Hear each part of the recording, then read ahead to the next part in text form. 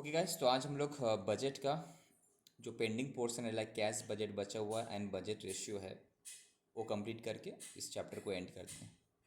इससे पहले हम लोग फंक्शनल बजट कर चुके हैं, फ्लेक्सिबल बजट के भी काफ़ी सारा सम्स किए, both from C and C M A inter कमैट से, and now cash budget from C M A inter कमैट से। सी इंटर कमैट में कैश बजट के ऊपर ज़्यादा सम्स तो दिख ही नहीं रहा है, तो हम लोग सी एम ए इंटर कमैट से करते हैं। Okay, so what is cash budget? अभी हम लोग जो चैप्टर का that is a budget. Budget means estimations, that means अगले साल। इससे पहले जो हम फ्लेक्सिबल बजट किए, वहाँ क्या देखे हम कि इन द नेक्स्ट ईयर मेरा क्या इनकम आएगा, क्या एक्सपेंडिचर आएगा, अलग अलग सिनारियों में। अगर इतना परसेंट मेरा कैपेसिटी में चलेंगे तो क्या होगा, इतना परसेंट कैपेसिटी में चलेंगे तो क्या होगा। That was a flexible budget. Different different सिनारियों में क्या प्रॉफिटेबिलिटी हो सकता है, तो वहाँ पे क्या बोल रहा था कि एक बेस तुमको दे देगा, इसका बेसिस में मेरा एक्सपेंडिचर इतना कमेगा बढ़ेगा, इस टाइप का था वहाँ पे जो तुमको ध्यान रखने का चीज़ ये था कि in case of variable cost, ठीक है, तो वेरिएबल कॉस्ट ऑफ फंडा यही था कि वेरिएबल कॉस्ट पर यूनिट तुमको निकाल लेने पड़ेगा in case of flexible budget. जहाँ पे भी वेरिएबल कॉस्ट पर यूनिट दोनों सिनेरियो में सेम आ रहा है, इसका मतलब वो वेरिएबल कॉस्ट है। फिक्स कॉस्ट तो टोटलिटी में सेम रहेगा, और जहाँ पे भी वेरिएबल कॉस्ट भी नहीं आ रहा, फिक्स कॉस्ट भी नहीं आ रहा, तो वहाँ पे क्या करना था हमको, सेमी वेरिएबल कॉस्ट है, दैट मीन्स हमको out of semi variable cost हमको सेग्रीगेट करना था वेरिएबल कॉस्ट कितना है एंड फिक्स कॉस्ट कितना है। तो कैसे वेरिएबल कॉस्ट को हम लोग सेग्रीगेट करे थे in case of flexible budget? क्या किया हम लोग, सबसे पहले वेरिएबल कॉस्ट पर यूनिट अगर निकालना है out of from same variable cost, change in cost divided by change in activity हम लोग करे थे, right. Change in cost divided by change in activity.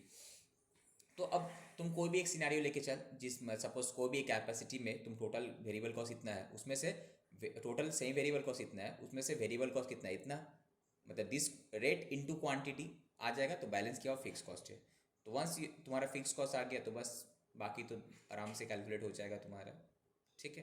तो इस तरह से हम लोग वहाँ पे बेसिकली फोकस किए थे। दूसरा, जब भी हम लोग फ्लेक्सिबल बजट का सम्स कर रहे थे, तो हम जब हमेशा कोशिश करेंगे कि कॉस्ट पर यूनिट कैलकुलेट कर लेने का, तो इससे पता चला कौन सा वेरिएबल है कौन सा फिक्स्ड है, पता चल गया। अब अगर वेरिएबल कॉस्ट है तो simply variable cost per unit into production करने से टोटल वेरिएबल कॉस्ट आ जा रहा था। फिक्स कॉस्ट है तो फिक्स कॉस्ट सेम रहेगा, सब्जेक्ट टू अगर क्वेश्चन में कोई चेंजेस करने ना बोले, ठीक है। In case of same variable cost, तो हम लोग उसमें से वेरिएबल को variable cost per unit into production कर रहे थे, और उसका जो फिक्स वाला पोर्शन है वो फिक्स के साथ हम लोग जोड़ दे रहे थे, राइट। याद है तुम लोगों को? अब प्रोडक्शन बजट का तो बाकी जो फंक्शनल बजट है उसमें हम लोग डिटेल में किए थे, प्रोडक्शन बजट, सेल्स बजट क्या है, उसका purchase budget, raw material consumption budget, ये सब डिटेल में किए थे हम लोग। Now cash budget. Cash budget भी बेसिकली सेम है कि अगले साल जो मेरा कहाँ कहाँ से कैश का इनफ्लो आ सकता है और कहाँ कहाँ मेरा कैश का आउटफ्लो हो सकता है, बस इसी चीज़ को तुमको दिखाना है basically. Cash receipt and cash payment जो तुम एस्टिमेट कर रहा है, estimated future cash receipt and cash payment दिखाना है, एक फॉर्मेट है उसी फॉर्म में, ठीक है। फॉर्म कैसे रहेगा, सिंपली सर स्टार्ट करेंगे हम लोग सपोज ओपनिंग बैलेंस कैश से, उसके बाद रिसीट बोल के कलम करें कहाँ कहाँ से पैसा आया, एंड फिर एक पेमेंट बोले कलम, एक सॉरी नॉट कलम, हाँ कलम रहेगा, कलम बोलते एक रो में हम लोग करेंगे कि पेमेंट कहाँ कहाँ हुआ, ठीक है। अब कहाँ कहाँ पैसा, ओपनिंग बैलेंस दिया हुआ रहेगा क्वेश्चन में, क्लोजिंग बैलेंस दिया हुआ रहेगा। समटाइम्स क्लोजिंग बैलेंस कैश नहीं भी दे सकता है, तो वहाँ पे कैलकुलेट करते हैं opening plus receipt minus payment. Opening इतना था, इतना आया, इतना पेमेंट हुआ, तो बाद बाकी क्लोजिंग बैलेंस। तो ना शॉर्ट टर्म सरप्लस कहाँ कहाँ से तुम्हारे पास कैश आ सकता है? ऑब्वियसली बात है सर, एक तो जो हम कैश सेल किए होंगे वहाँ से, ठीक है। शॉर्ट टर्म सेल कहाँ से, शॉर्ट टर्म पैसा कहाँ से आ सकता है? एक तो जो नॉर्मल सेल किए होंगे उसमें जो कैश सेल है वो आया होगा, या फिर डेटर से कैश कलेक्शन कितना वो आया होगा, राइट। उसके बाद कुछ इन्वेस्टमेंट तुम बेचा तो वहाँ से ही पैसा आ सकता है, ठीक। कोई सप्लायर तुमको advance early payment to the supplier to obtain discount, ये invest in receivable and inventories to increase sales. Short term shortfall क्या बोल रहे हैं, इस सब बकवास, डायरेक्ट समझ में जाते हैं, छोड़ो, डायरेक्ट समझ करो, सब कहानी पढ़ने से कोई फायदा नहीं। सिंपली रिसिप्ट कहाँ, तुम लोग कैश फ्लो जैसे कि अकाउंट्स में लोग कैश फ्लो किए, कहाँ कहाँ से पैसे आ सकते तुमको पता है, कौन कौन से एक्टिविटीज, यहाँ पे एक्टिविटी में नहीं दिखाना, हमको टोटल रिसिप्ट में दिखाना है। पेमेंट कहाँ कहाँ हो सकता है पता है तुमको, कौन कौन से एक्टिविटी में पेमेंट हो सकता है, डायरेक्ट पेमेंट वाला इसमें दिखाना है, ओके। नाउ सपोज ये तुम्हारा सेल्स बजट दिया हुआ है कि अप्रैल मई जून में टोटल इतना मेरा सेल्स होगा अमाउंट, ओके। अब बोला credit sales are collected as follows, इसमें से कितना क्रेडिट सेल्स हुआ होगा, ये जो भी है मेरा क्रेडिट सेल ही है। अब बता दिया क्वेश्चन में कि इसमें क्रेडिट सेल है ना कैश सेल कितना है, ओके। अब बोला जो भी क्रेडिट सेल हुआ है तो उसका कलेक्शन कैसे किए होंगे हम लोग, बोला 70% इन दी मंथ ऑफ सेल, मतलब ये जो भी सेल हुआ होगा उसका 70% अप्रैल में ही मेरा कलेक्ट हो गया था, राइट। एंड बाकी जो तुम्हारा 30% में से 20% in the month following the sale, that is ये वाला का 70% यहाँ मिलेगा, इसी का ही 20% मे में मिलेगा। उसके बाद अभी भी 10% बचा हुआ, तो उसमें से बोला 8% इन द सेकेंड मंथ, मतलब कहाँ मिलेगा, यहाँ पे 8%, राइट। फॉलोइंग द सेल में सेल वाला महीना छोड़कर सेकेंड मंथ, मतलब क्या थर्ड मंथ में मिलेगा। उसके बाद तुम्हारा जो 2% है अनकलेक्टेबल है, वो तो मिलेगा ही नहीं, मतलब बैड डेट हो जाएगा तुम्हारा। तो ये तुम्हारा क्रेडिट सेल का पैसा कैसे मिलेगा उसका ब्रेकअप दिया है। तो अभी एक एक्चुअली वर्किंग करने पड़ेगा कि हर महीना कितना कितना पैसा मिलेगा from the sales, that is collection from debtor क्या होगा। नेक्स्ट अकाउंट्स रिसीवेबल, मतलब क्या डेटर। अकाउंट्स रिसीवेबल का balance at the beginning of the second quarter is 18,000। Second quarter का बिगिनिंग मतलब क्या होता है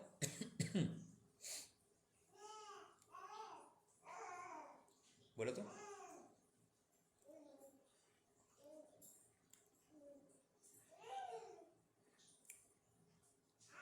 सेकेंड क्वार्टर का बिगिनिंग मतलब ओपनिंग बैलेंस। सेकेंड क्वार्टर अब यहाँ पे कैलेंडर ईयर फॉलो कर रहा है कि अप्रैल टू मार्च फॉलो कर रहा है, उसको भी डिपेंड करता है। तो मेरा ख्याल से ये तुम्हारा सेकेंड क्वार्टर का दिया है, मतलब ये कौन से ईयर फॉलो कर रहा है लोग, बोलो।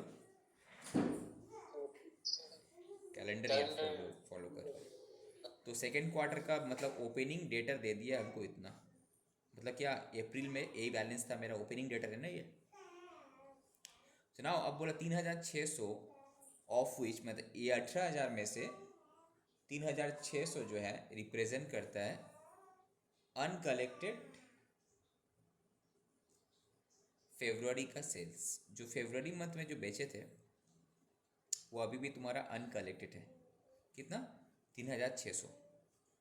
एंड बाकी 14,400 जो कि ना अनकलेक्टेड है, कब का, मार्च का सेल। तो ये 18,000 का तुमको ब्रेकअप बता दिया कि इसमें से 3,600 क्या है ना फेब का सेल है, और इसमें से 14,400 क्या है ना मार्च का सेल है। तो बेसिकली बोल हिंस तुमको क्या दे रहा बोलो तो, जो फेब्रुआरी में सेल किए थे 3,600, ठीक है, तो उसका तो फेब्रुआरी में कितना परसेंट मिल गया होगा, 70% मिल गया होगा उसको। नेक्स्ट उसका फेब्रुआरी के बाद मार्च में कितना परसेंट मिल गया होगा बोलो, 20% मार्च में मिल गया होगा, राइट। अब अगर हम अप्रैल में आते हैं, इसका कितना परसेंट मिलना बाकी है, इसका मतलब 10%। वो भी 10% में से अप्रैल में कितना मिलेगा, 8%। 2% क्या हो जाएगा, बैड डेट हो जाएगा ना। बेसिकली ये जो 3,600 में से ये जो 3,600 है 10% का वैल्यू है, तो उसका बेसिकली 8% हमको कैश मिल जाना चाहिए, कब, अप्रैल में, राइट। इसका मीनिंग तो यही आता है ना। नेक्स्ट क्या बोला, मार्च का सेल का 14,400, इसका मतलब मार्च में जो सेल किए होंगे उसका तो 70% उसी महीने मिल गया, बाकी इसका मतलब ये कितना है 30% का वैल्यू है ना, जो कि ना अप्रैल में मिलेगा 20%, मई में मिलेगा 8%, एंड उसके बाद और मिलेगा ही नहीं 2%, राइट। चलो फिर क्या बोल रहा है, कैलकुलेट करने बोल रहा है कि द टोटल सेल्स, कैलकुलेट करने के लिए बोल रहा है the total sales of February and March. Calculate कर पाओगे, यस आराम से सर। ये जो 3,600 है फेब्रुआरी का सेल जो है 3,600, ये कितना का वैल्यू है, तो अभी क्या 10% का वैल्यू है, तो 100 का वैल्यू कितना था, मिल जाएगा, राइट। सिमिलरली ये जो मार्च का 14,400 दिख रहा है, कितना का वैल्यू है, 30% का वैल्यू है ना, तो 100 का वैल्यू कितना मिल जाएगा ना, ऐसा करके, ठीक है। नेक्स्ट नेक्स्ट क्या कैलकुलेट करेंगे, compute the budgeted cash collections from sale for each month, ठीक है। कब से कब तक बोला, अज्यूम दैट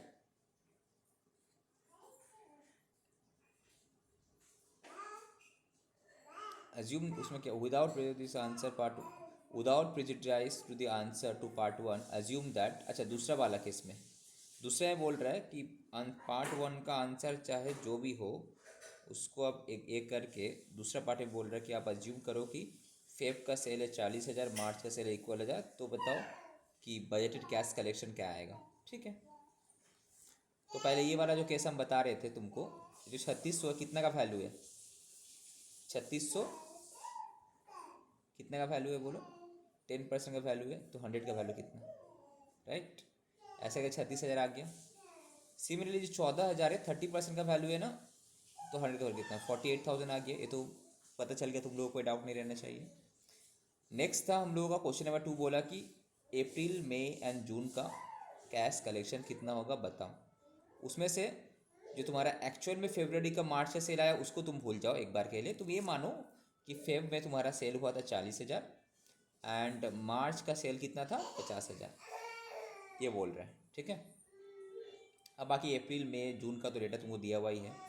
नाउ तुमको कैलकुलेट करना है अप्रैल में क्या क्या पैसा आया होगा, मई में क्या क्या पैसा आया होगा, जून में क्या क्या पैसा आया होगा, ठीक है। तो सबसे पहले अप्रैल में कौन सा पैसे का, फेब का जो सेल किए थे, तो फेब का तो 70% फेब में मिल गया होगा, 20% मार्च में मिला होगा, बाकी 10% बचा था।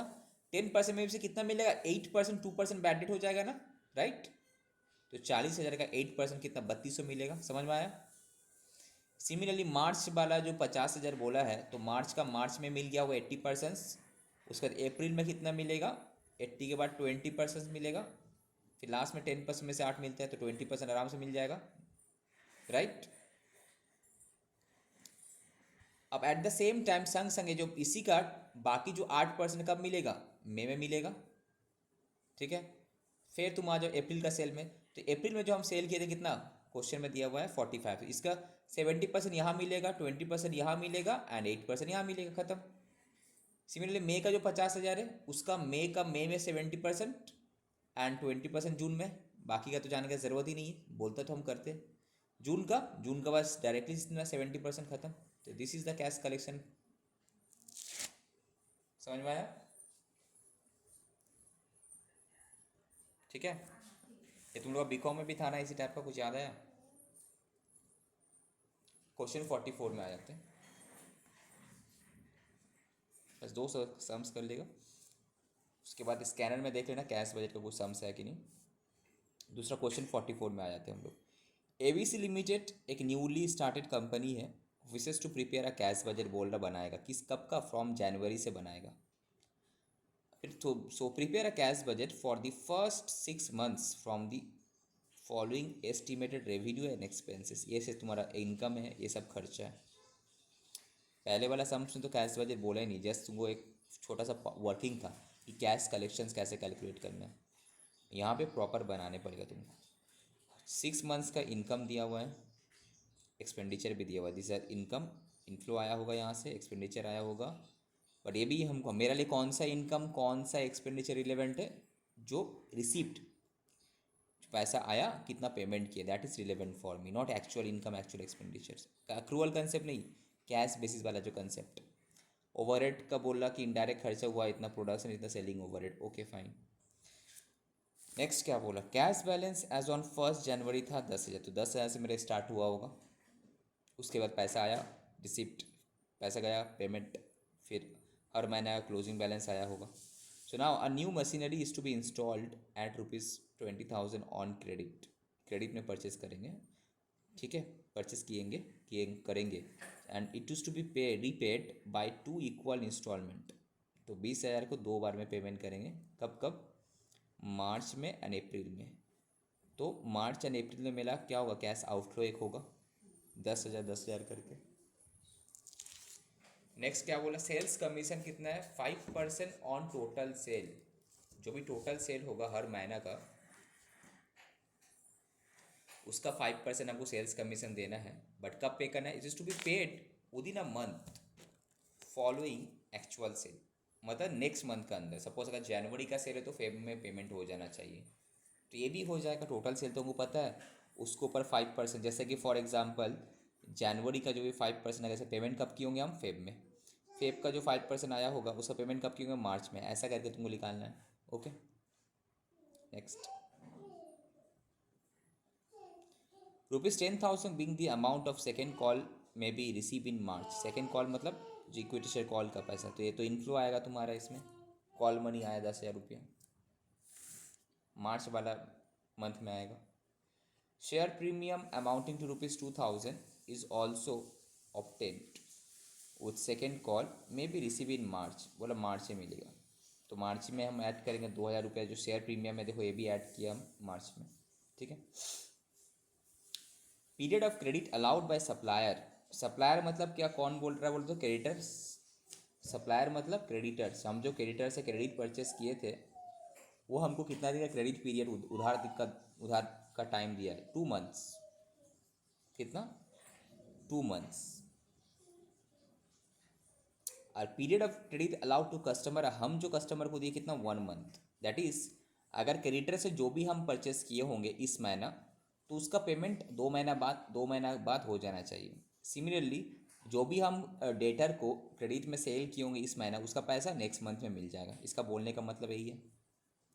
The delay in payment of overhead 1 month, जो ओवरहेड होता है यहाँ दिख रहा होगा तुमको, ओवरहेड होता है, प्रोडक्शन ओवरहेड हो या फिर सेल्स ओवरहेड हो, तो ये सब जो ओवरहेड है तुम्हारा 1 महीना बाद पेमेंट करती है। इसका मतलब तुम बताओ, जनवरी में कौन सा पेमेंट किए होंगे, दिसंबर का। फेब में कौन सा पेमेंट किए होंगे, जनवरी का। मार्च में कौन सा पेमेंट किए होंगे, फेब का। ऐसा करके चलेगा, राइट, समझ में आ रहा है। नेक्स्ट क्या है, delay in payment of wages, कितना, हाफ मंथ। इसका मीनिंग बताओ तो क्या होगा। मतलब क्या है कि सपोज फॉर एग्जांपल, वेजेस कहाँ के, ये रहा तुम्हारा वेजेस। जनवरी का वेजेस जो है ना 4,000 होता है ना, तो 4,000 में हाफ इसी मंथ में पेमेंट कर दिए। अब बाकी हाफ कब पेमेंट करेंगे, अगला महीना फेब में पेमेंट करेंगे। अगेन फेब में क्या होगा, फेब का हाफ पेमेंट करेंगे फेब में, एंड जनवरी का जो हाफ था वो कब पेमेंट करेंगे, फेब में। That is each and every month, current महीना का हाफ एंड पिछले महीना का हाफ, राइट। इसका माने ही है ना, that is each and every month half of current month, half of current month plus half of last month होगा ना payment. Next, assume cash sale to be 50%, total sale का 50% कैश सेल है। तो जो टोटल सेल है इसका 50% हम cash cell कर लेंगे पहले। तो सिंपली करना क्या, कैश बजट बनाना है भाई हमको। 6 मंथ्स का ओपनिंग बैलेंस मेरे पास दिया हुआ है इतना। अब तुमको देखना है कहाँ कहाँ से पैसा आया, कहाँ कहाँ से पैसा आया मेरे पास। कहाँ से आ सकता है बोलो। एक तो sir cash sales, cash sales हुआ होगा। उसके बाद जो क्रेडिट में बेचे थे उसमें से मेरा रिलेवेंट क्या है, कलेक्शन फ्रॉम डेटर, बाबू सो गई है देखो, कलेक्शन फ्रॉम डेटर्स। उसके बाद और कहीं से पैसा, जैसे मेरा केस में हम लोग का पैसा आया था शेयर कॉल मनी से, शेयर प्रीमियम से, बस यही था inflow. This is the inflow. अब पेमेंट कहाँ क्या गया, हम लोग क्रेडिटर को पेमेंट किए होंगे, ठीक है, फॉर मटेरियल। नेक्स्ट वेजेस का पेमेंट 1 महीना बाद बोला था। ओवरहेड सेल्स मैन का कमीशन और मशीनरी जो परचेस किए थे, बस यही है पेमेंट तुम्हारा। तो हर महीने का ओपनिंग बैलेंस रिसीप्ट और पेमेंट माइनस करेंगे तो क्लोजिंग बैलेंस आ जाएगा तुम्हारा। फिर यही क्लोजिंग बैलेंस फिर यहाँ पे ओपनिंग बैलेंस अगर चलते रह गए प्रोसेस, ओके। तो यहाँ पे सबसे पहले कैश बैलेंस तो आराम से आ जाएगा, कितना, 50% ऑफ टोटल सेल। तो ये 50% ऑफ टोटल सेल एक बार में आ जाएगा, okay fine. Collection from debtor कैसे करेंगे सर, इसको अलग से हमको वर्किंग करने पड़ेगा, इसको अलग से वर्किंग करने पड़ेगा हमको। कैसे कैलकुलेट करने बोला है, ये रहा 1 मंथ बाद। तो ये डायरेक्टली अलग से नहीं भी करेगा तो ओरली भी हो सकता है। कैसे, सिंपली देखो, तुम्हारा पास ये सेल्स है, this is just, sorry cut हो गया, ये हो गया, ये तुम्हारा सेल्स का फिगर है। इसमें 50% तो कैश सेल है, तो क्रेडिट सेल जस्ट पहले निकालो कितना, 50% हो। अब कलेक्शन कैसे होगा बोला क्वेश्चन में, 1 महीना बाद। इसका मतलब जनवरी का पैसा कब मिलेगा भाई, फेब में मिलेगा। ये जो फेब का पैसा है कब मिलेगा, मार्च में मिलेगा। मार्च का पैसा अप्रैल में, अप्रैल का मई में, ऐसा करके। इसका मतलब हम जब फेब में आएंगे, इसका मतलब हम जब फेब में आएंगे तो चेक करेंगे जनवरी में, तो चेक क्या करेंगे, दिसंबर का पैसा मिलेगा। अब तुम्हारा क्वेश्चन में दिसंबर का डेटा है नहीं तो छोड़ दो, ठीक है। अब फेब में कौन सा महीने का मिलेगा पैसा, जनवरी वाला मिलेगा। देखो 11,000 जनवरी वाला जो 10,000 था ये कब मिला तुमको, फेब में मिला। सिमिलरली मार्च में कब मिलेगा, फेब वाला। अप्रैल में कब मिलेगा, मार्च वाला। मई में कौन सा वाला मिलेगा, अप्रैल वाला। जून में कौन सा वाला मिलेगा, मई वाला। ओके क्लियर हो गया, कहानी खत्म। नेक्स्ट कॉल मनी प्रीमियम तो डायरेक्ट आगे तुम्हारा मार्च महीने का कहानी था। तो total receipt side is complete. ये वाला पहले ब्लैंक, ये वाला जो है पहले ब्लैंक ब्लैंक छोड़ देना, तुमको नहीं पता ना क्या आएगा, पहले ये सब पहले भर लेना, ये बीच का ये पहले भर लेना। अब सिमिलरली हम आ जाते हैं पेमेंट में।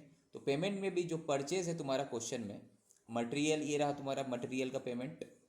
अब इसका कितना दिन बाद पेमेंट करने बोला, 2 मंथ्स। इसका मतलब क्या है कि जनवरी का पेमेंट कब करेंगे हम, मार्च में। फेब का पेमेंट कब करेंगे, मार्च में। अप्रैल में। मार्च का कब करेंगे, अप्रैल मई में।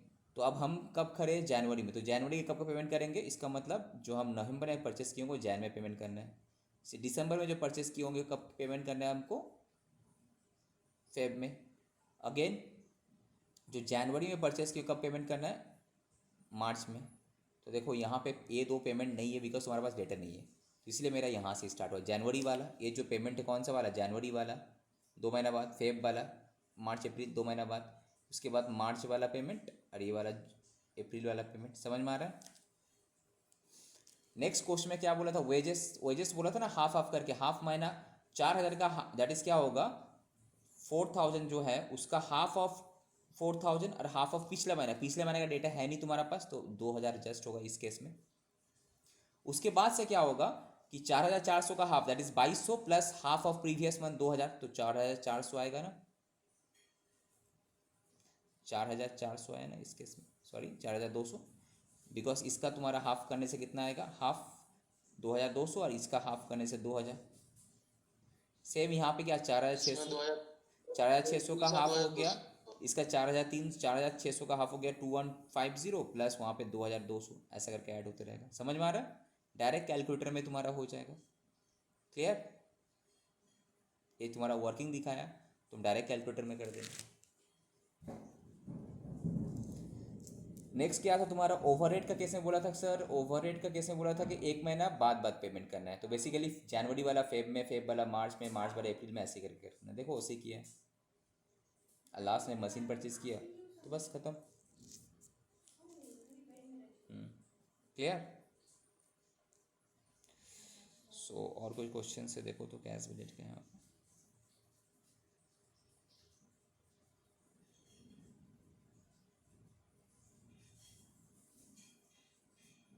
ये सब थ्योरी है, जीरो बेस बजटिंग वगैरह वो सब जैसे एक बार के लिए पढ़ लेना। तुम लोग थ्योरेटिकल क्वेश्चन तो लास्ट क्वेश्चन रहता है ना, एक बार क्वेश्चन पैटर्न, क्वेश्चंस का पैटर्न सब देख लेना। ये तुम्हारा कैश बजट का सम्स है।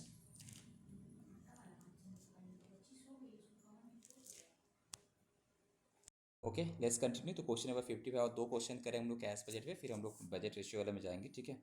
So ABC limited newly started company, वो कैश बजट बनाने चाह रहे हैं जनवरी मंथ से। So prepare a cash budget for the first 6 months. उसका भी सेम टाइप का खर्च है, तो सेम क्वेश्चन रिपीट किया है तो पूरा वहाँ जो था सेम ही यही क्वेश्चन है जो यहाँ पे, जो अभी थोड़ा देर पहले हम क्वेश्चंस किया, सेम क्वेश्चंस यहाँ पे है। देखते कुछ तो चेंज किया हुआ, सेल दे दिया, material wages overhead same same, cash balance machinery sale किया तो पूरा सेम सेम उठा के दे दिया पूरा यहाँ पे। क्या यार, क्या करते हैं लोग, कट करो, करने का ज़रूरत नहीं। क्वेश्चन 56 में आ जाते हैं।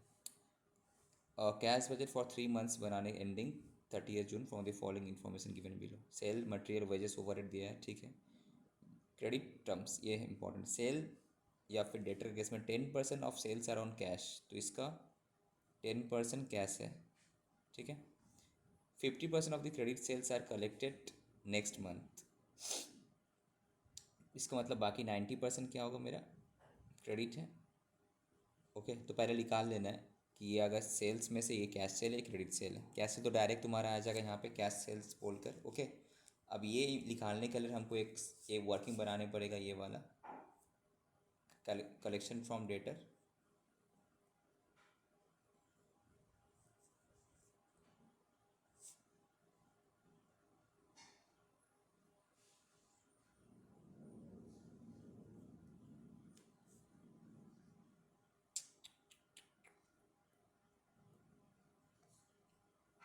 इसको कट कर देते हैं, 1 मिनट, इसको फाइनल करते हैं। ओके तो यहाँ पे बोल रहा है कि 10% कैश सेल्स है, तो बाकी 90% मेरा क्रेडिट है। ओके तो इसके लिए हमको क्या करना है, एक कैश कलेक्शन फॉर डेटा के वर्किंग करना है। बेसिकली तुम्हारा क्या है, ये मंथ हो गया, ये टोटल सेल है, कैश सेल है, क्रेडिट सेल है, बस। अब हमको फोकस करना है कलेक्शंस पे। 3 महीना मेरे पास है। क्वेश्चन में देखो, कब से सेल करने स्टार्ट किया हम लोग, फेब से, तो फेब के बाद से स्टार्ट करेंगे बेसिकली हम लोग। पैसा मिलेगा मार्च से, बिकॉज जिस महीना सेल करे उस महीना कुछ क्रेडिट सेल का पैसा नहीं मिल रहा, नेक्स्ट मंथ से मिल रहा, तो इसीलिए लोग यहाँ पे मार्च अप्रैल मई जून, जून तक ही लिया है बेसिकली। अब क्या करना है, ये जो मेरा क्रेडिट सेल हुआ होगा इसका कलेक्शन कैसे दिया, अब देखो बोल रहे हैं कि 50% of the credit sale are collected in the next month. तो यहाँ पे क्या होगा, ये जो क्रेडिट सेल था इसका 50%, इसका 50% नेक्स्ट मंथ, 50% कब हुआ होगा, यहाँ पे मार्च महीने में आया होगा, ठीक है। 12,600 का 50%। नेक्स्ट क्या बोल रहे हैं, एंड द बैलेंस, बैलेंस मतलब बाकी जो तुम्हारा 50% है क्रेडिट सेल का 50, नॉट टोटल सेल का, इन दी मंथ फॉलोइंग मंथ, मतलब कब, अप्रैल में। तो बाकी जो तुम्हारा 50% यहाँ पे फिर है, सेम यहाँ पे भी वो 13,500 जो है, कौन सा मंथ का सेल है, मार्च का सेल है, तो पैसे कब मिलेगा भाई, मार्च वाला अप्रैल में मिलेगा 50% एंड मई में मिलेगा 50%, राइट। सिमिलरली अप्रैल वाला जो मेरा क्रेडिट सेल है पैसे कब मिलेगा, मई में मिलेगा 50% एंड जून में मिलेगा 50%, ओके। मई वाला जो है जून में मिलेगा कितना, 50%, बाकी जुलाई में मिलेगा, तो जुलाई तक जाना नहीं है हमको। जुलाई, जून वाला तो जुलाई में मिलेगा, तो यहाँ पे आया नहीं, तो बेसिकली कलेक्शंस ये रहा तुम्हारा, कलेक्शंस फ्रॉम डेटर, समझ में आया। तो वो चीज़ यहाँ पे दिखा देना हमको, कलेक्शन फ्रॉम डेटर कितना है। नेक्स्ट, क्रेडिटर्स का कैसे बोल रहा है कि 2 महीना बाद बाद पेमेंट करना है, तो क्रेडिटर्स तुम्हारा ये है, बेसिकली क्या होगा, फेब वाला पेमेंट कब करेंगे हम, बोलो अप्रैल में।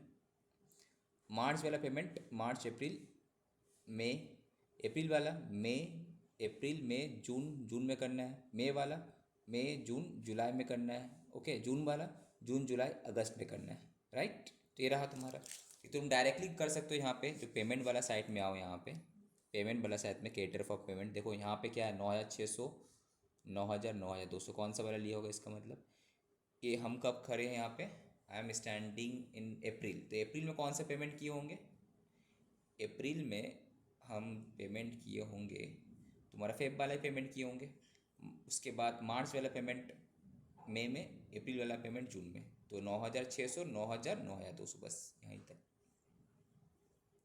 9,600, 9,000, 9,200, ठीक है। नेक्स्ट आ जाओ, तुम्हारा वेजेस में क्या बोला, 1/4 मंथ, तो 1/4 मतलब कितना, तो बैलेंस कितना बचा रे, 3/4। इसका मतलब क्या होगा कि 1/4 जो है हम इस महीना पेमेंट कर देंगे एंड 3/4 नेक्स्ट महीना पेमेंट करेंगे, ऐसा अगर चलेगा। इसका मतलब हर महीने में क्या होगा, लास्ट महीने का 3/4 एंड पिछला महीना का 1/4, सॉरी इस महीने करंट महीना का 1/4 एंड पिछला महीना का 3/4, राइट, ऐसा करके आएगा। तो वेजेस वाला में आओ, ये देखो, सपोज तुम्हारा पास डेटा ले लो पहले, यहाँ से हम स्टार्ट करें अप्रैल से, तो अप्रैल से अगर स्टार्ट करेंगे, मेरे पास मार्च से का डेटा रहेगा तभी काम हो जाएगा, पे जाने की जरूरत नहीं, तो मार्च का डेटा पहले ले लेते हैं यहाँ पे। तो करंट महीने में हम कितना पे करेंगे, मार्च में 3,000 का करो, कैलकुलेटर पे 1/4 करो, कितना आ रहा है, 750। 3,000 का 1/4 करने से आता है तुम्हारा कितना, 750। 750, 750 सर। ठीक है, प्लस अब इसका मतलब क्या, 3/4 किसका, फेब का। अब फेब में आओ, फेब का कितना था, 3,000, तो बाकी जो 3,000 था उसका 3/4 कितना हुआ, करो तो, 2,250 आया सर। दो, कितना, 2,250। 2,250, ओके। तो कैसे करना है बेसिकली, ये तुम इसको आइदर टेबल बना सकते हैं, बट आई डोंट थिंक कि टेबल बनाने की ज़रूरत है, तुम इतना टाइम मिलेगा नहीं एग्जाम में, तो बस क्या करना है ना, यहीं पे ऐड करके दिखा देना ब्रैकेट में, ये बना पाए तो अच्छा बात है, शायद वर्किंग नोट में तुमको एक एक्स्ट्रा मार्क्स मिल जाए, हाफ मार्क्स मिल जाए, 1 तो नहीं देगा, हाफ मार्क्स 1 मार्क्स रहता है, ठीक है। टाइम मिले तो वर्किंग नोट्स पर करना है, तो डायरेक्टली टाइम मिलेगा नहीं इतना कॉस्टिंग में, तो डायरेक्टली करके निकल जाना। फंडा यही है कि करेंट महीना में हम 3/4 पेमेंट किए, और उसके नेक्स्ट महीने में जो 1/4 है नेक्स्ट महीने payment, that means her each and every month में क्या होगा, करेंट महीने का 3/4 and that is current month का 3/4 प्लस 1/4 ऑफ लास्ट मंथ। इसका मीनिंग ये रहा ना, ठीक है।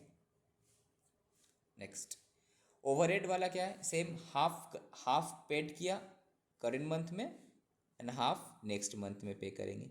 इसका मतलब क्या, ओवरहेड केस में half of current month and half of last month, same half of current month and half of last month, ऐसा करके आना ओवरहेड के केस में। और कैश एंड बैंक बैलेंस को ओपनिंग बैलेंस दे दिया अप्रैल का 6,000 होगा। अदर इन्फॉर्मेशन क्या है, plant and machinery will be install in Feb, तो फेब में तुम्हारा माइनस होगा मंथली इंस्टॉलमेंट, बट हाँ 96,000 माइनस नहीं होगा, मेरे लिए इंस्टॉलमेंट रिलेवेंट है। पेमेंट कितना हुआ है, दो पेबल फ्रॉम अप्रैल ऑनवर्ड्स, तो मंथली पेमेंट है तो 2,000 करके पेमेंट कर दे, यहाँ पे 2,000 करके पेमेंट कर दे। डिविडेंड पे करना है हमको कब, 5% ऑन 5,00,000 1 जून, तो जून महीने में पेमेंट हो जाएगा। Advance to be received, advance मिला 9,000, तो यहाँ पे 9,000 आएगा, ओके। डिविडेंड इन मिलेगा कब, जून में, तो यहाँ पे जून में दिखा, तो ये सब ऑब्वियसली ये सब मिलेगा, एस्टिमेटेड खर्चा है, तो इनकम इनफ्लो एंड आउटफ्लो तो दिखा रहे हैं हम, ओके। तो क्या करना है, opening balance, receipt, cash collection, collection from debtor, और कहाँ कहाँ से पैसा मिल सकता है ऐड करो। पेमेंट नॉर्मली केटर का पेमेंट, मटेरियल, वेजेस, ओवरहेड, और कुछ खर्चा वगैरह है तो बस देखो। क्लोजिंग बैलेंस वही ओपनिंग बैलेंस, तो बात करना क्या है बेसिकली, इसको छोड़कर बाकी अंदर का पूरा फिगर जो रिसीप्ट एंड पेमेंट्स कर लो, ये क्लोजिंग बैलेंस यही ओपनिंग बैलेंस बन जाएगा, फिर टोटलिंग करना, ठीक है।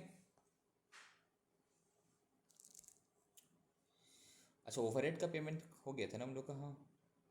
ये लंबा चौड़ा इतना क्या कैलकुलेट किया ओवरहेड का,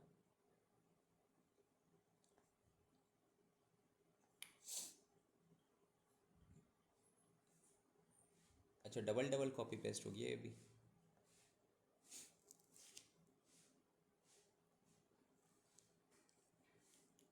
ओके तो this is the cash budget. कोई डाउट है कैश बजट में? अब स्कैनर से क्वेश्चन देख लेना, इसमें एक्चुअली नोट्स बनाने में गलती हो गया, कुछ डबल डबल हम लोग का कॉपी हो गया इसमें। अब आ जाते हम लोग इस पर रेशियो, बजट रेशियो में हम लोग आ जाते हैं, ओके।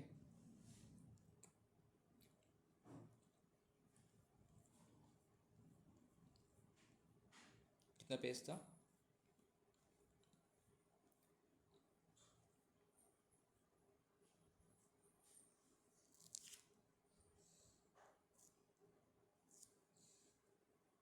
आशीष जल्दी से देखो तो एक्सरसाइज में कुछ बजट रेशियो का क्वेश्चन है।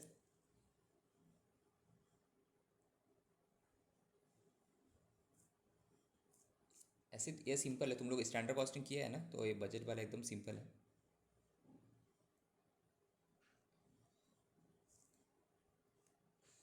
बस देख लो इस एक्सरसाइज में कुछ एक्स्ट्रा क्वेश्चन है कि नहीं।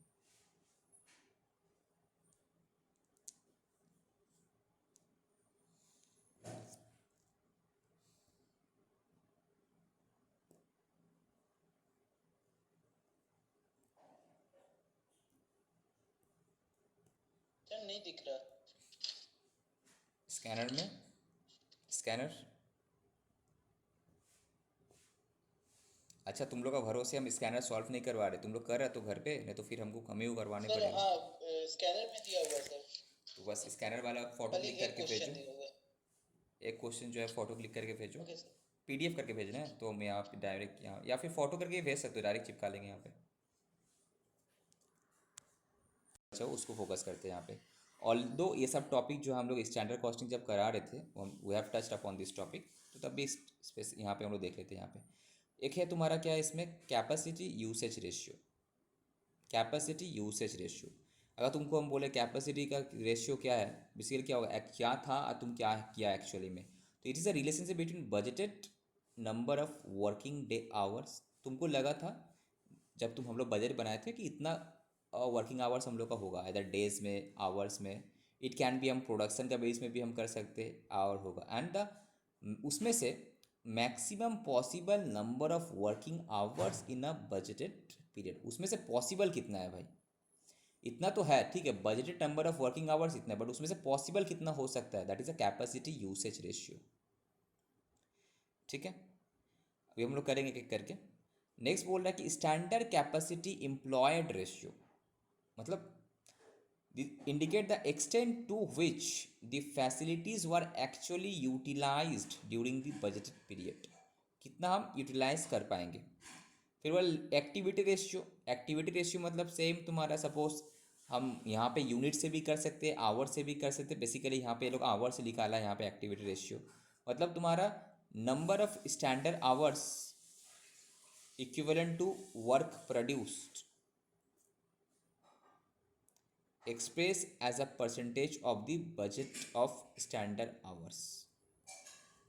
अभी हम लोग इसको जब करेंगे ना तब समझा देंगे। एफिशिएंसी रेशियो वो भी आवर से करना है कि कितना ज़्यादा तुम एफिशिएंट हो। सपोज स्टैंडर्ड आवर्स तुम्हारा ये था बट एक्चुअल आवर तुम्हारा कितना लगा, ज़्यादा लगा ना कम लगा। Efficiency ratio it defines as standard hours equivalent of work produce express as a percentage of the actual hours. Calendar ratio जो हम लोग स्टैंडर्ड कॉस्टिंग में किए थे कि between the number of working days in a period and the number of working days in the budget में क्या तुम्हारा वर्किंग डेज था और एक्चुअल में कितना दिन काम हुआ। तो अब एक एक करके यहाँ पे हम समझते हैं। एफिशिएंसी रेशियो, एफिशिएंसी जब भी तुम्हारा आएगा हम लोग हमेशा आवर से देखेंगे कि टाइम बेसिकली, कि सपोज तुमको टाइम इतना दिया गया था, ठीक है, सपोज टाइम तुमको 100 दिया गया था और एक्चुअल में तुम टाइम कितना लिया। तो जितना तुम टाइम कम लेगा तो उतना अच्छा है, जितना तुम टाइम कम लेगा तुम्हारा उतना अच्छा है। सो एफिशिएंसी रेशियो इंडिकेट करता है कि तुम्हारा relationship between standard hours and actual hours. जो कंपेयर टू स्टैंडर्ड आवर्स तुम्हारे एक्चुअल में टाइम कितना लिया तुम, ठीक है। सपोज स्टैंडर्ड टाइम था 100, तुम लिया 99, तो कितना परसेंट, 99%। तो जितना कम होगा ये रेशियो उतना अच्छा तुम्हारा लिए। एफिशिएंसी रेशियो तुम्हारा ऊपर मतलब जितना ज़्यादा होगा, एक्चुअली ऊपर ज़्यादा आएगा तब ना, देखो ये जितना कम होगा तब ना जाके ये डिवाइडिंग फैक्टर तुम्हारा ज़्यादा रहेगा, राइट। ये जितना कम रहेगा तब तुम्हारा आंसर ज़्यादा रहेगा। तो एफिशिएंसी रेशियो बढ़ेगा कब, जब तुम्हारा एक्चुअल आवर्स कम रहेगा, डिवाइडिंग फैक्टर, राइट। तो एफिशिएंसी रेशियो क्या होगा था, standard hours divided bye actual hours. अब परसेंटेज में निकालना है तो इंटू 100 करके परसेंटेज में निकाल सकते हैं। Standard hours for actual output divided bye actual hours. अब बोला एक्टिविटी रेशियो, सर ये क्या है, स्टैंडर्ड आवर्स फॉर क्या, एक्चुअल आउटपुट। ओके, याद आ रहा, बजट चैप्टर में हम लोग किए थे, बजट बोल रहे हैं हाँ, स्टैंडर्ड कॉस्टिंग का टाइम पे किए थे हम लोग। स्टैंडर्ड इसमें costing. Fixed overhead and variable overhead में किए थे। सेम एक्टिविटी रेशियो, तो ये है तो हमारा budgeted hours for what, budgeted output, right. उसमें से standard hour for actual output इतना है, तो ये तुम्हारा एक्टिविटी रेशियो बेसिकली। ये बजटेड आवर्स था, ठीक है, माना कि इतना बनाने के लिए इतना था, बजट के लिए इतना था, बट एक्चुअल जो बनाया उसके लिए कितना स्टैंडर्ड आवर्स है, that is activity ratio. Efficiency ratio क्या होगा, standard hours divided bye actual hours into 100। Activity ratio क्या है, वहाँ पे स्टैंडर्ड बाय बजट। तो दोनों में देखो, स्टैंडर्ड ऊपर में, एफिशिएंसी में भी स्टैंडर्ड बाय एक्चुअल आवर्स और एक्टिविटी में standard by budgeted hours. Again efficiency ratio standard by actual hours, activity ratio standard by budgeted hours. अब कैलेंडर रेशियो, यहाँ पे तो दिन कंपेयर करना है, दिन अवेलेबल वर्किंग डेज, ये जितना ज़्यादा रहेगा उतना अच्छा है। Available working days divided by budgeted working days, available working days divided by budgeted working days into 100। Next तुम्हारा क्या है, स्टैंडर्ड कैपेसिटी यूसेज रेशियो, जो तुम्हारा यहाँ पे बता रहे थे ना, कहाँ क्या ये स्टैंडर्ड कैपेसिटी यूसेज रेशियो, ये कैपेसिटी यूसेज रेशियो। उसमें क्या बोला, बजटेड आवर्स कितना था आपका पास, इतना था, ओके। नाउ उसमें से मैक्सिमम पॉसिबल आवर्स कितना हो सकता है इन दी बजट पे, कितना घंटा काम हो सकता है, पॉसिबल कितना है, इतना है, उसमें से इतना मेरा पॉसिबल हो सकता है। तो ये तुम्हारा स्टैंडर्ड कैपेसिटी यूसेज रेशियो, जो तुम्हारा ये वाला जो था। तो budgeted hours divided by maximum possible hours in the budgeted period, ये सब समझाने का कुछ नहीं, तुमको याद ही रखने पड़ेगा, ठीक है। ट्रिक्स है, याद करने का ट्रिक्स है यहाँ पे। Standard capacity usage ratio basically budgeted hours बोल रहा है इतना था आपके पास, उसमें से कितना पॉसिबल आवर्स बन सकता है, that is standard capacity usage ratio. फिर बोला एक्चुअल कैपेसिटी, जब एक्चुअल जब वर्ड आया तो सर एक्चुअल आवर कितना आप काम किए डिवाइडेड बाय कितना पॉसिबल आवर्स था आपके पास, that is actual capacity usage ratio. Next actual usage of budget capacity, तो उसको बजट के साथ कंपेयर करना है, तो actual working hours divided by budgeted hours. Budgeted hours इतना था, हम काम इतना किए, तो मेरा एक्चुअल कैपेसिटी यूसेज यूटिलाइजेशन कितना, तो एक्चुअल वर्किंग आवर्स है बजटेड वर्किंग आवर्स, उसमें से बस दो सम्स कर लेना सेफ साइड के लिए, चांसेस कम है आने के, but still C A and C M A inter exam में जो लेस चांस होता है अगर स्टूडेंट को फेल करवाने का रहता है तो वही दे देता है, ठीक है, because institute knows the mentality of the student. हम लोग सबको पता है कि छोड़ के जाएगा, तो यहीं से क्वेश्चन दे दो। सो स्टैंडर्ड वर्किंग आवर्स वो क्या बोल रहा है कि 8 hours per day of 5 days per week, तो कितना होगा, मल्टीप्लाई करो, पर वीक 8 आवर्स पर डे, और एक वीक में 5 डे होता है, तो 8 × 5 करेंगे तो 40 आवर्स पर वीक, राइट, एक वर्कर के लिए। अब मेरे पास कितना है, 50 वर्कर है, तो × 50 करो तो ये आना चाहिए तुम्हारा 8,000 घंटे। तो maximum capacity in a budgeted period कितना तुम काम कर सकता है, 50 एम्प्लॉई 8 घंटा करके 5 दिन काम करेगा एक वीक में, तो मंथली का बात किया हुआ यहाँ पे देखो, 4 वीक्स का रिजल्ट बोला है, 4 वीक का, तो 4 वीक में इतना, तो 8,000 घंटा काम कर सकता है। नेक्स्ट उसमें से क्या बोल रहा है कि एक्चुअल वर्किंग, एक्चुअल कितना काम हुआ है, कितना वर्क मैन पावर काम किया है ना, 40 एम्प्लॉयज़ काम किया है, एक्चुअली कितना काम किया, 40 एम्प्लॉयज़ काम किया। तो अगर हम तुमको क्वेश्चन पूछे तो 40 एम्प्लॉई अगर काम करेगा एक्चुअली में, तो बजटेड आवर्स कितना होना चाहिए था, 40 एम्प्लॉयज़ अगर काम करता तो कितना आवर्स काम करना चाहिए था वो लोग, 8 घंटा करके 5 दिन वीक में, okay, weekly into 4 weeks, that is 6,400 घंटा, ठीक है। ये सब तुमको ईजिली समझ में आ रहा होगा बिकॉज हम लोग बजट चैप्टर में किए थे, आई मीन स्टैंडर्ड कॉस्टिंग में। अब नाउ तुम्हारा क्वेश्चन में actual hours expected to be work out per 4 week कितना, 6,400 एक्चुअल आवर्स तुम्हारा क्वेश्चन में दिया हुआ है, ओके, ठीक है। नेक्स्ट क्या बोल रहा है, इसका मतलब हम 6,000 थोड़ा कम काम किए, जितना बन सकता होता हो सकता था हम थोड़ा कम काम किए।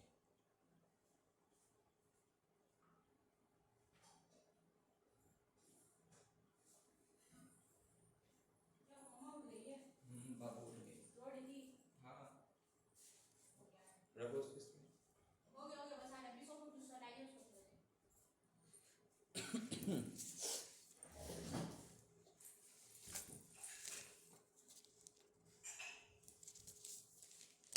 ओके, नेक्स्ट क्या है क्वेश्चन में तुम्हारा, standard hours expected to earn per, वो भी दिया हुआ तुम्हारा, स्टैंडर्ड आवर्स कितना दिया है, standard hour expected to be earn per 4 week 8,000 घंटा।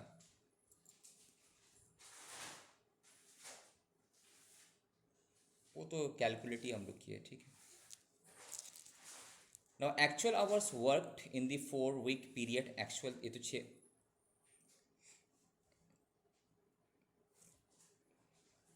ये भी तो तुम्हारा 6,400 हम लोग कैलकुलेट किए ही आ रहा है।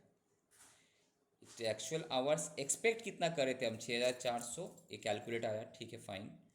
और एक्चुअल आवर काम तो ये किया, वही हम सोचे गलत क्यों हो रहा है, ये रहा तुम्हारा एक्चुअल आवर्स, ये है, ओके।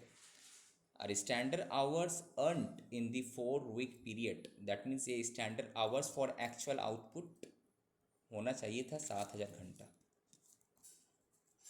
फिर से हम क्वेश्चन रीड कर रहे हैं, क्या दिया हुआ तुम्हारा क्वेश्चन में कि सर स्टैंडर्ड वर्किंग आवर से 8 आवर्स पर डे, तो वीकली 5 दिन है, 50 एम्प्लॉई, तो मैक्सिमम कितना घंटा काम कर सकता है, 8,000 घंटा, फाइन।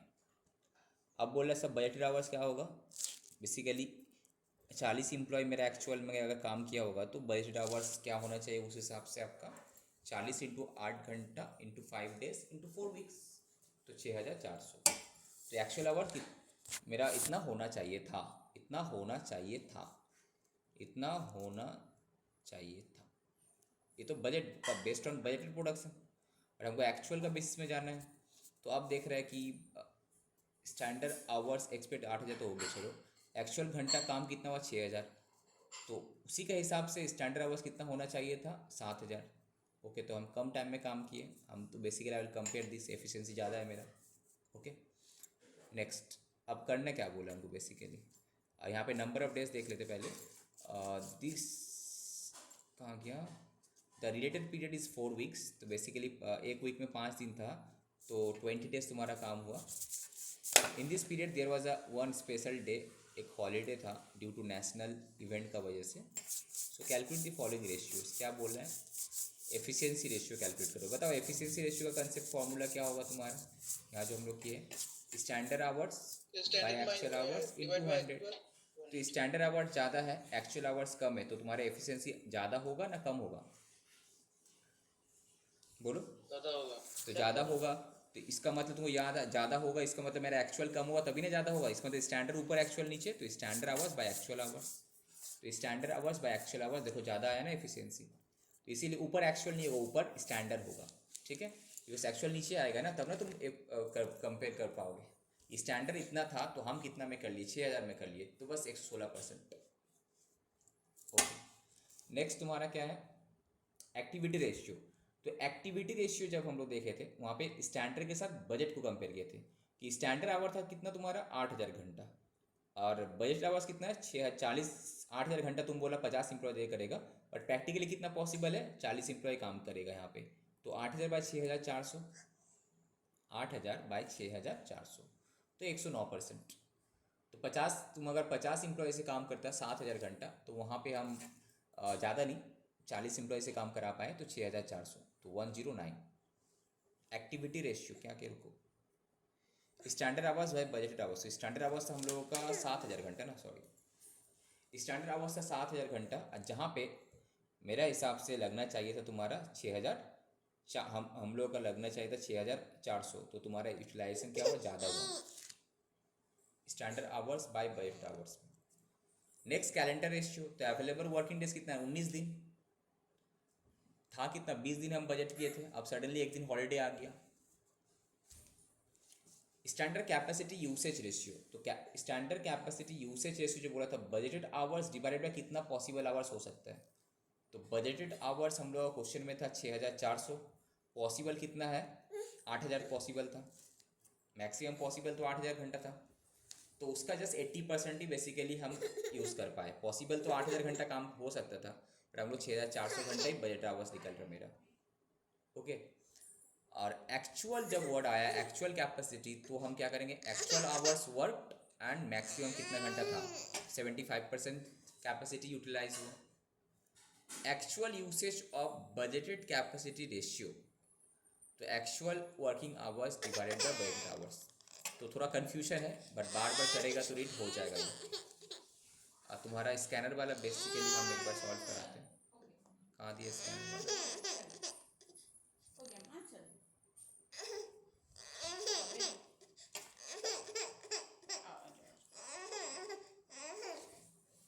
ये 2019 में आया था, देखा एक क्वेश्चन आया हुआ है, सबको पता है सिंपल सा क्वेश्चन है, कोई देख कर नहीं जाएगा स्टूडेंट लोग, बिकॉज फॉर्मूला थोड़ा कॉम्प्लिकेटेड है, कोई लॉजिक भी इसमें नहीं लगाता कोई, तो इसीलिए एक एक क्वेश्चन आया इसी में, मई 2019 में सेम क्वेश्चन है, क्या जो मैथ में था वही तो क्वेश्चन है रे, सेम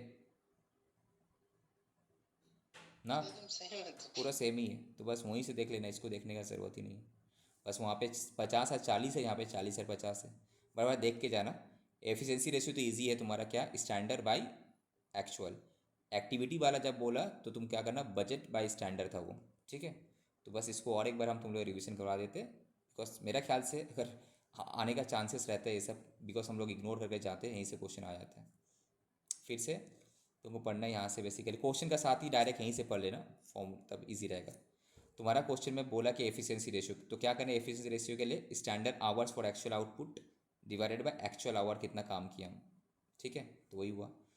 नेक्स्ट तुम्हारा क्या था, एक्टिविटी रेशियो, तो एक्टिविटी वर्ड जब भी आएगा तुम्हारा standard by budget, standard by budget, तो तुम्हारा सेम काम के लिए तुम्हारे पास बजटेड आवर्स कितना अवेलेबल था 6400, और स्टैंडर्ड आवर्स कितना हम बोल रहे सेम काम के लिए 7000, तो 7000 by 6400, that is standard hours bye budgeted hours. Calendar ratio तो एकदम सिंपल है, अवेलेबल वर्किंग डेज डिवाइडेड कितना वर्किंग डेज बजट में तुम लिया था, 19/20 आया। नेक्स्ट तुम्हारा फोर्थ में स्टैंडर्ड कैपेसिटी यूसेज रेशियो, जब स्टैंडर्ड कैपेसिटी यूसेज बोलेगा तो बजट वर्सेस कितना मैक्सिमम पॉसिबल था। तुम बजट में लिया 40 मैन पावर से काम करवाया 400 घंटा, बट मैक्सिमम कितना पॉसिबल था, 8000 घंटा पॉसिबल था। एक्चुअल जब बोलेगा तो एक्चुअल बाय मैक्सिमम कितना पॉसिबल था। ये तीन तो हो गया फर्स्ट राउंड में, ये तीन। एफिशिएंसी रेशियो क्या होगा, standard hours by actual hours. Actual hours जितना कम रहेगा उतना ज़्यादा, ये जितना कम रहेगा उतना ज़्यादा होगा तुम्हारा ये efficiency ratio. Okay, activity ratio, activity ratio तुम्हारा standard hours for actual output divided by budgeted hours into 100। Calendar तो एकदम सिंपल है, ये दो तो एकदम सिंपल है, available working days divided by budgeted working days. Sir standard capacity usage variance जब बोल रहा है तो हमको बजटेड आवर्स डिवाइडेड बाय कौन सा, मैक्सिमम कितना पॉसिबल था बजटेड पीरियड में 8000 घंटा। वो जब एक्चुअल बोलेगा तो एक्चुअल आवर्स से डिवाइड करना है किसको, मैक्सिमम पॉसिबल पीरियड आवर्स को। अब बोला actual usage of budgeted capacity ratio, तो एक्चुअल बैटरी लो वर्किंग हो गई सर आवर्स आपका। डिवाइडेड बाय, बैटरी लो हो रहा है ना, चार्ज में लगाना पड़ेगा तो। Okay, actual usage of budgeted capacity ratio जब बोला एक्चुअल बाय बजटेड आवर्स, तो कन्फ्यूजन तुम्हारे ये तीन में रहेगा। करना क्या है बेसिकली, पहले बोला standard capacity usage ratio sir, तो बजट वर्सेस मैक्सिमम कितना बना सकते थे हम।